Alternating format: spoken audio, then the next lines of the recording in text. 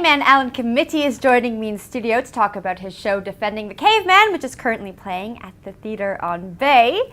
Welcome. Thank you very much. This is lovely. I've been in many studios in my life, but this is unbelievable. It's probably one of the best ones. I would say it's in the top 200 or 300. Yeah, I'll be really honest. What's the best part about this studio? The best part about the studio is obviously you. Oh, excellent. That's what I was waiting for. These couches are unbelievable. You could actually sing. I found 2 guests that you'd left here from last week in one of the couches. Often people get lost in that couch. They're quite tricky. They're spacious and lovely, and I feel comfortable and I'm happy. And 3 cameras. Maybe your viewers don't know that this is a 3-camera shoot, and that is luxury, I tell you what. On a Friday afternoon, that is luxury. I'm really happy that you're letting everyone know this. I want them to know about the technical details. This is a big production that goes on here. It's fantastic. Yeah, I'm good. I'm glad about this. And the catering, unbelievable. I know.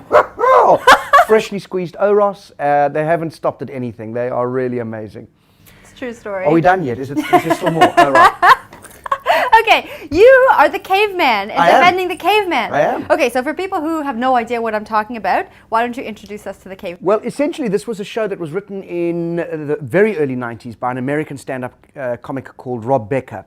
And it had a very long run off Broadway in America for about 4 years. And then became the longest running Broadway solo show in of its time.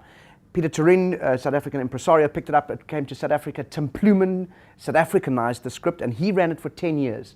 And now I'm into my 8th year. So I took over from Tim, and I'm in my, well, in fact, last night, we know how many performances, because it's become a kind of tradition to tell the audience what number performance it is. So last night was my 865th show. 865! I know! It's a bit tricky. So, and essentially, if you've not seen it, fantastic. You've got another opportunity to see it. But it's a battle of the sexes show. It's a dating show. It kind of humorously explores all the differences between men and women, but in a good way. I think a lot of people. In fact, I was one of those people. Before I started doing the show, I kind of assumed that it was a woman-bashing show, and that it might be quite sexist. Well, of course, it's everything but that. In Defending the Caveman, you've got to put a case against the man. So in fact, it's actually about talking about the kind of sillinesses and foibles of men. Okay. And then trying to understand why they behave like that. And I guess essentially the show says that no matter how modernized we become, no matter how liberal we are, no matter how metrosexual the male becomes or empowered the woman becomes, when you're put into a corner, your instinctive behavior is to go back to primitive times and to act in the way of the hunter or the gatherer. And that's what it kind of explores and gives you kind of modern examples. But it's done in a mad, crazy, silly way. And it's all in 2 hours and 12 minutes, and there's an interval. I love mad, crazy, and silly. I have heard that. I saw that on your website page. I couldn't believe that. That thing you did, I had to turn the picture upside down before I understood. I know a lot of people think that. Well, it's lovely. All right. On your site, it says that the show will explain why men never ask for directions. Yes. Why is that? Well, essentially, it's about territory, isn't it? I mean, you think about the caveman used to place great value on his territory.